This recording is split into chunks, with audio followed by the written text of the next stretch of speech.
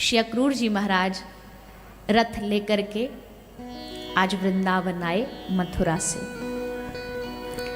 से वृंदावन की ओर रथ चल पड़ा। जैसे रथ वृंदावन की ओर चला, ठाकुर जी की आंख में अश्रु आ गए। भगवान समझ गए कि रथ निकल चुका है और अब हमारे पास ज़्यादा अधिक समय नहीं बचा है। रथ आया वृंदावन में, सब बोले अरे महाराज कंस ने दूत भेजा है, महाराज कंस ने एक दूत को भेजा है, बड़ा कुछ सुना है, बड़ा संदेशा लेकर के आया है, बड़ा संदेशा आया है। नंद यशोदा माता दोनों ने मिलकर के अक्रूर जी का स्वागत और सत्कार किया। तो नंद बाबा और यशोदा मैया ने स्वागत किया अक्रूर जी का। अक्रूर जी पधारे, आसन पर विराजमान किया, उनको जलपान कराया, भोजन प्रसादी की व्यवस्था करी। भोजन कराने के बाद दोनों नंद यशोदा बैठ गए अक्रूर जी के सामने। नंद बाबा ने कहा, रे अक्रूर जी, अपना उद्देश्य क्या संदेश लेकर के आए और हमको पहले बता देते, हम ही चल के आ जाते। अक्रूर जी ने कहा, बाबा कुछ काम ही इस प्रकार था कि हमारे आए बगैर तो काम चलता नहीं, इसलिए हमें ही आना पड़ा। तो क्या संदेश है? बोले संदेश नहीं, हम एक वाहक बन करके आए हैं। महाराज कंस एक यज्ञ कर रहे हैं। आज तक बड़े यज्ञ किए उन्होंने, पर आज वो एक ऐसा यज्ञ करने जा रहे हैं जिसमें पूरे विश्व भर के बड़े बड़े योद्धाओं को बुलाया जा रहा है। नंद बाबा बोले, अच्छा, लेकिन उस उत्सव में हमारा क्या काम? अक्रूर जी ने कहा कि महाराज आपके लिए नहीं, न्योता आया है आपके दोनों पुत्र कृष्ण और बलराम के लिए। नंद बाबा हंसे। नंद बाबा बोले, हमारा कन्हैया, हमारा दाऊ ये कोई योद्धा थोड़ी है, योद्धाओं के लिए उत्सव रखा है तो योद्धाओं को बुलाओ। अक्रूर जी बोले, योद्धा से कम भी नहीं है। सुना है 6 दिन के ने पूतना मार दी, अघासुर मार दिया। महाराज कंस देखना चाहते हैं इनका पराक्रम, इनका बल देखना चाहते हैं। पर नंद बाबा तो जानते हैं कंस की क्रूरता, कंस की नजर, कंस की दृष्टि कैसी है। नंद बाबा भली भांति परिचित हैं। इसने अगर ये उत्सव रखा है और कृष्ण बलराम को बुला रहा, मतलब कुछ तो इसके मन में चल रहा है, दिमाग में चल रहा है। ये सब बातें हो रही थी और वहीं पे मैया यशोदा खड़ी थी। मैया यशोदा ने जैसे देखा कि ये कृष्ण और बलराम को साथ में ले जाने आया है, सुन करके मैया वहीं जमीन पर बैठ गई, चुपचाप बैठ करके सुन रही थी। और फिर उठी, उठ करके हिम्मत करके कृष्ण के समीप गई, जा करके तुरंत अपने हाथों से माखन निकाला। क्यों माखन निकाला? बोले कल कृष्ण जा रहा है तो आज उसको अपने हाथ से माखन निकाल करके खिलाऊंगी। और अक्रूर जी कह रहे हैं कि कृष्ण 2 दिन के लिए हमारे संग जा रहा है, 2 दिन बाद उत्सव जैसे ही खत्म होगा तो हम उसे वापस भेज देंगे। पर यशोदा मैया जानती है कि 2 दिन की बात नहीं है। ये माता यशोदा जानती है कि ये मेरा और कृष्ण का अंतिम मिलन है, इसलिए माखन निकाल करके अपने हाथों से कन्हैया को खिला रही है। ठाकुर जी कह रहे, मैया आज तू कछु चुप चुप सी लग रही है, का है गयो? मैया बोली, लाला मथुरा से अक्रूर आया, तुझे पता है? ठाकुर जी बोले, हाँ पतो है। किस लिए आया ये पता है? बोले, हाँ ये भी पतो है। मैया मुझको लेने आयो है? मैया बोली, हाँ तुमको लेने आया है। ठाकुर जी बोले, मैया हमको बड़ो चाव चढ़ो है कि हम जाएंगे परसों और नया शहर देखेंगे, मथुरा देख करके आएंगे। हम तो कभी आप ब्रज ते बाहर ही नहीं गए। हमेशा यही ब्रज में पड़े रहे। अब पहली बार ब्रजते बाहर कई शहर में जाके, मथुरा को इतना नाम सुनो है, मथुरा जाएंगे, मैया मथुरा देख के आऊंगो। यशोदा मैया बोली लाला मथुरा देख के तो आ जाएगो, पर तू वापस लौट के आएगो ना। ठाकुर जी बोले मैया काय को ना आऊंगो, अरे 3 दिन को उत्सव है, 3 दिन को उत्सव करके वापस आ जाऊंगो। पर मैया एक बार मेरी भी इच्छा है, मैंने जाके शहर को नज़ारों भी देख लूं।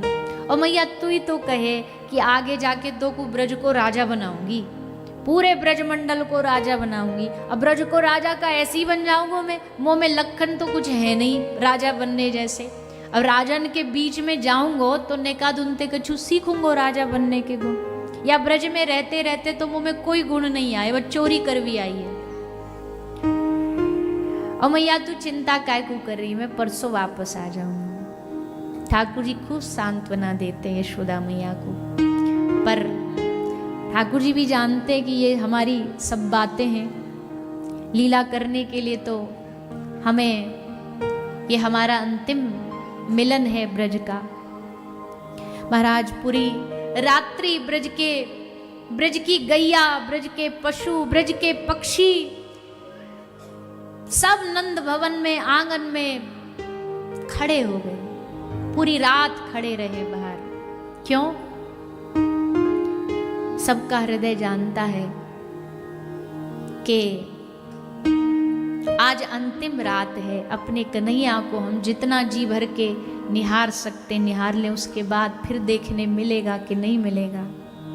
पूरी रात्रि ब्रज की गैया नंद द्वारे पर खड़ी खड़ी अश्रु बहाती रही, ये सोच करके कि कन्हैया चला जाएगा तो फिर हमारा ध्यान कौन रखेगा, हमसे कौन पूछने आएगा।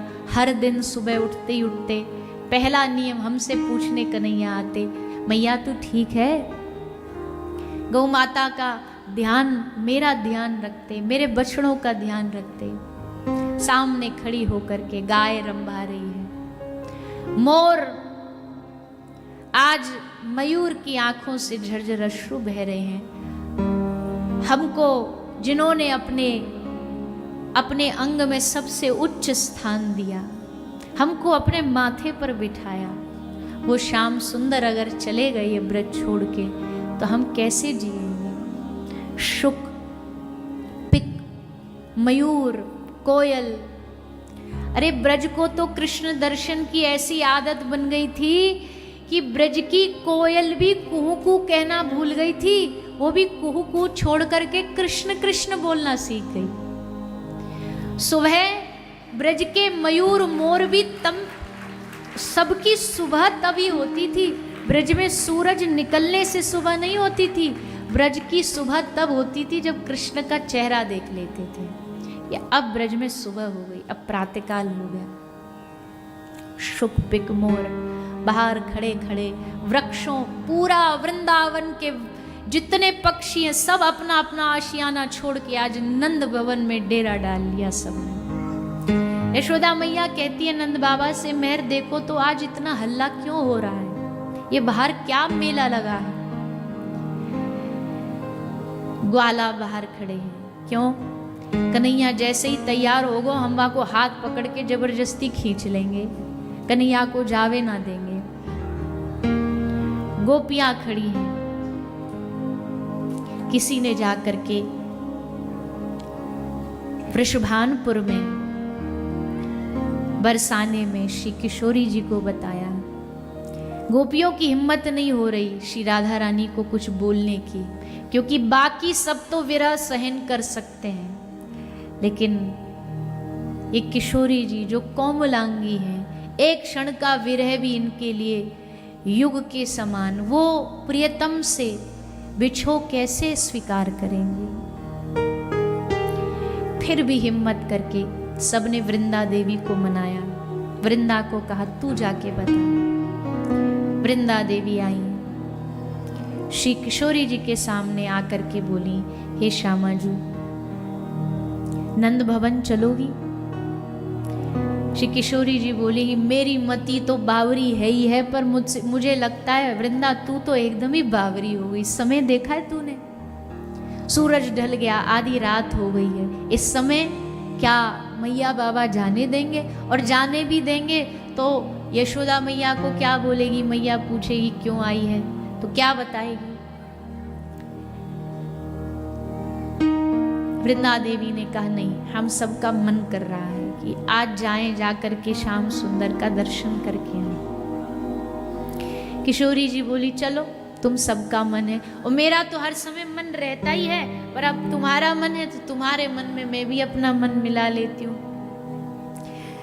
चलो, सबको लेकर के श्री किशोरी जी और सब ब्रज की गोपियां रात्रि को नंद महल पहुंची। पर कैसे पहुंची? देखा रे यहाँ तो सारी भीड़ लगी हुई है, अंबार लगा हुआ। श्री राधा रानी ने कहा रे सखियो ये क्या है यहाँ पर? ये सब इतनी भीड़ क्यों खड़ी हुई है? कौन है ये लोग? क्यों आए हैं ये लोग? सखियों ने कहा रे श्री जी हम ही थोड़ी प्रेम करते हैं श्याम सुंदर से, बहुत चाहने वाले हैं उनके, सबका मन किया दर्शन का तो आ गए। चलो अंदर चलो। और सब सखियों को लेकर के श्री किशोरी जी भीतर आए। आकर के देखा सबकी आंखों में अश्रु हैं, पर ये सब रो क्यों रहे हैं? दर्शन करने आए हैं पर रुदन क्यों कर रहे हैं? आज तक इस ब्रज में ऐसे किसी को उदास नहीं देखा। हमारा वृंदावन ऐसा उदासी से भरा हुआ थोड़ी है। हमारे वृंदावन में तो हर रोज नृत्य होता है, यहाँ हंसी गूंजती है। आज ये रुदन की चीख क्यों सुनाई दे रही है? वृंदा देवी ने श्री किशोरी जी को कहा आप बैठ जाओ, और बिठा करके उनसे कहा कि हे किशोरी जी अब समय आ गया है। किस चीज का समय आ गया है? अब समय आ गया है बिछड़ने का, विरह का, वेदना का। अरे किस बात का बिछड़ना वृंदा? तू कौन सी बात कर रही है? कैसी बात कर रही है? लगता तेरी मति बोर आ गई, बावरी हो गई है तू। वृंदा कहती है हे किशोरी जी श्याम सुंदर हम सबको छोड़ करके जा रहे हैं। किशोरी जी बोली कैसे?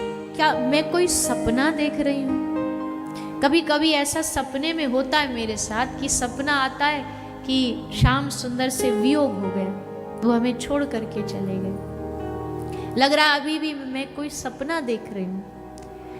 वृंदा देवी ने पकड़ के किशोरी जी के चरणों को पकड़ के कहा ये कोई सपना नहीं है, आज उस स्वप्न की हकीकत हम सबके सामने आई है कि श्याम सुंदर हमें छोड़ करके मथुरा जा रहे हैं। कोई उनसे पूछता है मथुरा क्यों जा रहे हैं, तो कहते हैं कि मेरे कर्तव्य का निर्वहन करने के लिए जा रहा हूं। जैसे किशोरी जी ने सुना और जब यकीन हुआ कि वो वास्तविकता में जा रहे हैं, तो बस सुन के वही मूर्छित होकर के जमीन पर गिर गई। सब सखियों ने किशोरी जी को संभाला, उठाया, जल पिलाया। मूर्छा तब भी दूर नहीं हुई। अंत में श्याम सुंदर के पास गई, कन्हैया को कहा हे श्याम सुंदर हम सबके बस की बात नहीं है उनको संभालना, तुम जाओ और अपने जीवन की ये जो भी ये लीला है तुम जाकर के समझाओ। तब श्री श्याम सुंदर आए, उनकी खुशबू आई, सुगंध आई, तो आंखें खुली किशोरी जी की। आंखें खुली, देखा आंख खुलते ही श्री श्याम सुंदर उनके चरणों में बैठे हुए हैं। श्री किशोरी जी ने हाथ पकड़ा, रे प्रियतम ये तुम क्या कर रहे हो? तुम्हारा स्थान चरणों में नहीं है, तुमको तो मैं अपने पलकों पर बिठा के रखूं, यहाँ चरणों में क्यों बैठे हो? ठाकुर जी ने कहा हे किशोरी जी अपराधी चरणों में ही बैठने के लायक होता है। अब भी नहीं समझ पा रही, कैसी बात कर रहे हो श्याम सुंदर? अभी तो आपने रास का रस दिया और अब अपने आप को अपराधी बता रहे हो। कौन सा अपराध? कैसा अपराध? ठाकुर जी ने कहा हे किशोरी जी मैंने वो अपराध किया है जो कभी क्षम्य नहीं है, जिसको कभी क्षमा नहीं किया जा सकता। इसलिए आज मेरे पास ना तो इस ब्रज के और आपके प्रेम का ऋण उतारने का कोई मोल है, इसलिए मैं हार गया। और हारा हुआ व्यक्ति क्या करता है? हारा हुआ व्यक्ति अपने सर के सम्मान को, अपनी पाग को सामने चरणों में रख देता है। इसलिए आज मैं श्याम सुंदर अपना मोर मुकुट उतार करके आपके चरणों में रख करके क्षमा मांगता हूं। और जाते जाते अपनी सबसे प्राण प्रिय सखी को तुम्हारे हवाले, तुम्हारे हाथों में सौंप करके दे करके जा रहा हूं। बांसुरी निकाली और निकाल करके श्री किशोरी जी के चरणों में रख दी श्याम सुंदर ने। और श्री किशोरी जी से कहा कि हे स्वामी जी, जब कभी आपको मेरा स्मरण हो जाए, विरह वेदना बहुत बढ़ जाए, आप उसको सहन न कर पाओ, तो बस ये बांसुरी बजाना और मुझे बुला लेना, मैं आ जाऊंगा। जैसे ही किशोरी जी ने सुना तो बड़ी जोर से हंसी और हंस के बोली कि क्या क्या अद्भुत लीला करते हो तुम, और क्या सुंदर मार्ग बताया है कि जब तुम्हें याद आ जाए तो तुम बांसुरी बजा देना और मैं आ जाऊंगा। तो फिर इसका मतलब तो ये है कि ये बांसुरी कभी भी नहीं बजेगी। क्यों? क्योंकि तुम ही अपने शब्दों में कह रहे हो ना कि जब याद आ जाए तो बजा देना।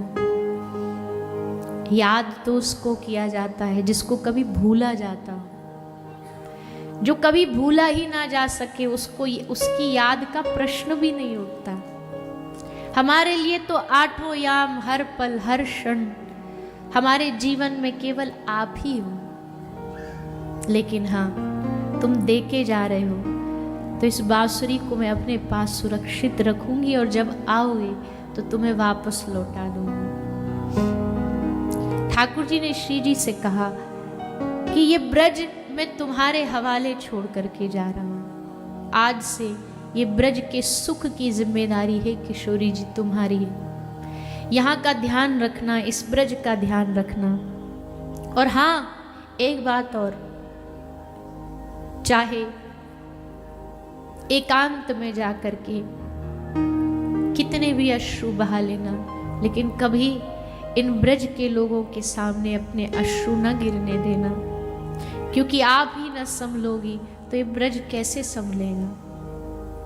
इसलिए आपकी परम परम दायित्व बनता है इस ब्रज को संभालना। श्री जी कहती है, वारे प्रभु, एक तो ये अथाह विरह, ऐसा विरह जो अंदर से तोड़ दे, ऊपर से उसको व्यक्त करने का अवसर भी न देना। पर प्रियतम का कष्ट भी उसका प्रसाद है, उसके दिए गए अश्रु भी उसका आशीर्वाद है। इसलिए स्वीकार है हमें तुम्हारी शर्त। सुबह होते होते पूरा वृंदावन निष्प्राण हो गया। सुबह प्रातःकाल होते होते सूर्य उदय हुआ। ब्रजवासी यही मांगते रहे पूरी रात्रि सूर्य भगवान से, हे प्रभु तुम उदय मत होना, क्योंकि तुम अगर उदय हो गए तो हमारे जीवन का सूर्यास्त हो जाएगा, हमारे जीवन से कृष्ण सदा के लिए चला जाएगा। भगवान फिर भी सबको कहते जा रहे, अरे बाबरो, ऐसे रो रहे हो जैसे मैं कभी वापस ही नहीं आऊंगा। परसों तक की तो बात है, परसों लौट आऊंगा। सबको कह के वादा करके एक ही बात कह रहे, परसों लौट आऊंगा, परसों लौट आऊंगा। लेकिन सबका हृदय जानता है, क्योंकि ये सब भगवत परिकर ही हैं, सब जानते हैं कि ये सब बातें हैं। रथ तैयार हुआ, अक्रूर जी रथ पर बैठे, कृष्ण बलराम दोनों रथ पर बैठे। रथ चलना आरंभ हुआ। यशोदा मैया अपने कक्ष में मूर्छित होके पड़ी है। किसी ने बोला, मैया लाला जा रहा है, क्या अंतिम बार देखेगी नहीं? यशोदा मैया उठी, भागी, दौड़ी रथ की ओर भागते भागते, दौड़ते दौड़ते कन्हैया को आवाज आई, मैया पुकार रही थी, लाला लाला। उतरे श्याम सुंदर रथ से, अक्रूर को कहा, अक्रूर रथ रोक। अक्रूर ने रथ रोका, दौड़े दौड़े मैया के पास आए, मैया को गले से लगाया। मैया कहती है, लाला एक बात कहूं? हाँ। कल जब ये अक्रूर नंद बाबा से बात कर रहा था, मैं सुन रही थी, और सुनते सुनते मैंने सुना कि अक्रूर कह रहा था कि तू मेरा पुत्र नहीं है, तू देवकी का पुत्र है, तू वसुदेव का पुत्र है। पर पता नहीं तूने जन्म कहीं भी लिया हो, किसी भी गर्भ से लिया हो, पर कन्हैया मैंने तुझको प्रेम मां की भांति किया। तुझे भी ये बात पता लगेगी, आज नहीं तो कल मथुरा में तुझे कोई कहेगा कि तू मेरा पुत्र नहीं है, और फिर कहीं तेरे मन में आए। यही कारण था कि यशोदा मैया ने मुझे उखल से बांध दिया, डांटती थी, कहीं तू इस बात से क्रोध में आकर के मुझे भूल मत जाना। कन्हैया कहते, मैया तू कैसी बात करती है, चाहे सारा जगत कहे कि मैं तेरा पुत्र हूँ, नहीं हूँ, पर माँ मैं जानता हूँ मैं तेरा पुत्र हूँ, और तू मेरी माँ है, तू मेरी मैया है। और मैया तू कहती है कि कहीं नाराज हो जाए, मैंने तुझे उखल से बांध दिया। अरे मैया, जितना प्रेम तूने मुझे किया है, जितना प्रेम तूने मुझे दिया है, मैं भगवान, मैं कृष्ण पूरा जीवन भी लगा दूं तो तेरे ऋण से ऋण नहीं हो पाऊंगा। केवल मेरा सुख देखा तूने, हर पल केवल मेरा सुख। पर तू माता चिंता न कर, परसों लौट आऊंगा। ये कहते हुए सबको सांत्वना देते देते आगे बढ़े, रथ आगे बढ़ा। जैसे रथ आगे बढ़ा, ब्रज की सारी गोपियां रथ के सामने आकर के लेट गई। आज अगर ये रथ जाएगा तो ये शरीर के ऊपर से जाएगा, ये शरीर तो वैसे भी बचने वाला नहीं है। आज नहीं तो कल कृष्ण के विरह में प्राण तो छूटेंगे, तो आज छूट जाए। रथ के सामने आकर के लेट